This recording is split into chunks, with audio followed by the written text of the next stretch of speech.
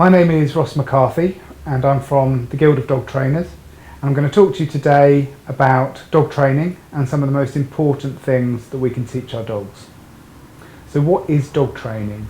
Really, it's about teaching the dog actions for rewards. So for example, teaching your dog to come back to you in the park, to sit and to stay, to behave in the presence of guests around the house. All of this is an aspect of dog training. And what we're really talking about is teaching the dog to do things when it wants to do something else. So there are always conflicts of the dog's natural desire and what you want it to do. So dogs will follow their innate drives. That is what is rewarding to a dog. So for example, chasing a squirrel in the park, that fires up the dog's normal predatory response, and dogs enjoy that. And of course, for safety reasons, we can't always allow that. So when we're talking about teaching a recall, for example, in those situations, our work is much harder because we're asking the dog to do something very unnatural when it wants to do something that it finds very natural, very fulfilling, and very rewarding. But motivation is one of the key words with dog training. We have to motivate the dog to respond to us, to want to be with us, and to enjoy spending time with us, and to follow learnt commands. So of course we can use toys in training as rewards for actions, and commonly food is used, food rewards, when we're teaching dogs in the very early stages of obedience training. But ultimately, we are the ones that control the toys and control the food. On their own they do very little. So it's about our timing, linking commands to the dog's actions, and then delivering the subsequent reward, whatever that may be, at the appropriate time to really speed up the rate at which dogs learn.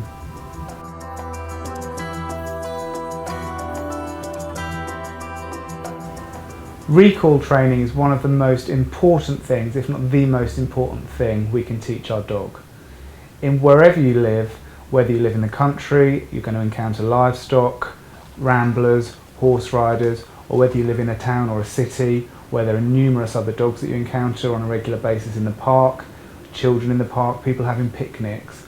All of those things can provide huge problems for people that are unable to recall their dog. Recall training is quite a difficult aspect of training to teach, because what we tend to do is not to start off with young puppies in the right manner. So very quickly dogs learn that when they're off the lead in the park or in open spaces, when they decide not to come when you call them, there's actually very little you can do about it at that stage. And to stand there powerless, wanting to have your dog come back to you, but is ignoring your commands, really is the bane of many dog owners' lives. The critical period that you have really for recall training is when you first get your puppy. So when you first start taking the dog out into public places, teaching the dog to be with you and to respond to you at all times is far easier with a puppy than with an adult dog. And some dogs, through breed inherent drives or through individual personalities, can be much harder to train than others. And particularly so when that dog has repetition of ignoring commands in favour of doing what it wants to do. And none of those things make you popular as a dog owner, or in fact do any dog owners any favours.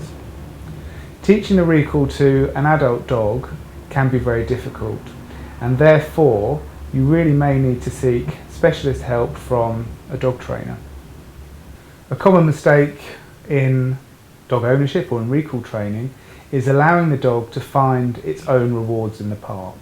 So when the dog gets to the park, you take the lead off, you wander around, perhaps talking to other people, or you wander around with friends, and allow the dog to find his own amusement.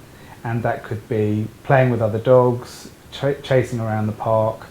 And to counter that behaviour, when you start recall training with an adult dog that has multiple repetitions of ignoring you and indulging in self-rewarding behaviour, can be very difficult indeed.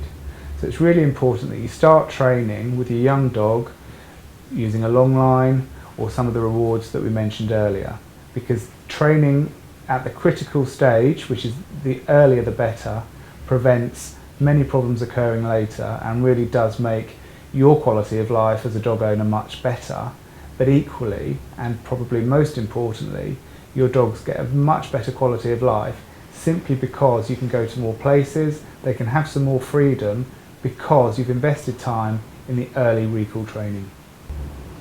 If you do need a dog trainer to come and help you, please visit the Guild of Dog Trainers website, who have trainers nationally who will be able to help you.